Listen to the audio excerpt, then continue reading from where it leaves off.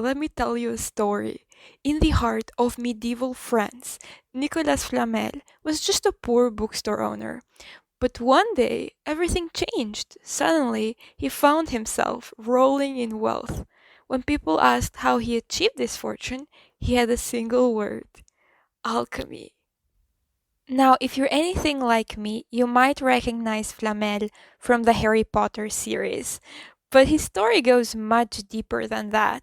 He was a renowned alchemist, famously credited with discovering the Philosopher's Stone, a legendary substance believed to turn base metals into gold and grant immortality.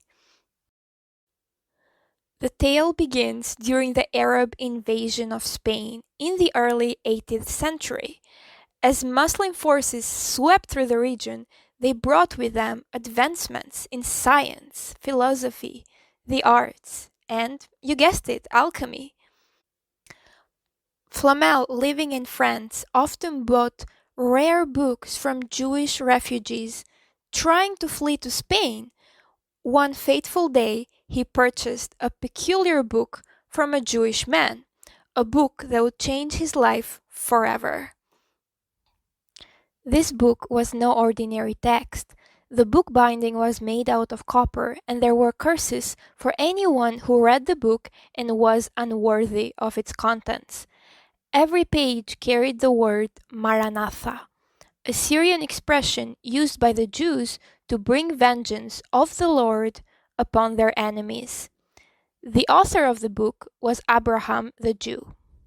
For 21 long years, Flamel struggled to decode the book, displaying its pages in his store, hoping that someone might help him understand its secrets. When the burden of secrecy became too great, Flamel traveled to Spain, seeking the wisdom of Jewish scholars. He left the original book with his wife, taking only a few hand-copied pages on his journey. In Leon, he met an elderly Jew that was familiar with the book and helped him translate a few pages. He was willing to translate the rest, but unfortunately he died on the journey back to Paris. However, the pages he managed to translate were enough for Flamel and his wife to translate the rest. It took them almost 3 years, but it was finally ready. Following the instructions of Abraham the Jew, Flamel conducted his first experiment. He transformed half a pound of mercury into silver and then into pure gold. Making gold out of lesser metals was no longer a myth, it was real. But Flamel wasn't just about wealth. With his newfound riches, he became a benefactor, donating immense sums to charities and building hospitals and schools. His heart was as golden as the metals he created. Flamel's interest in alchemy never faded. However, he quickly lost interest in making gold, seeing how greedy his contemporaries had become.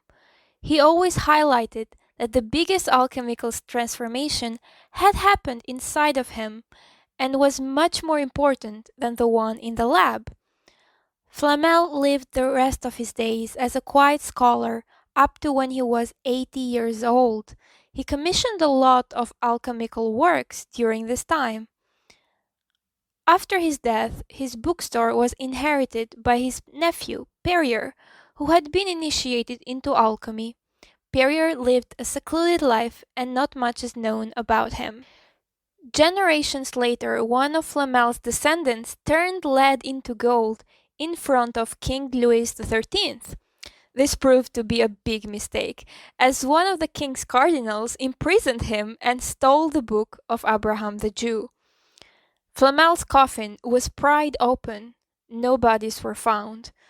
The cardinal built an alchemical lab, but he was never able to find the secrets of alchemy. Perhaps the biggest secrets can only be revealed to those who have pure intentions.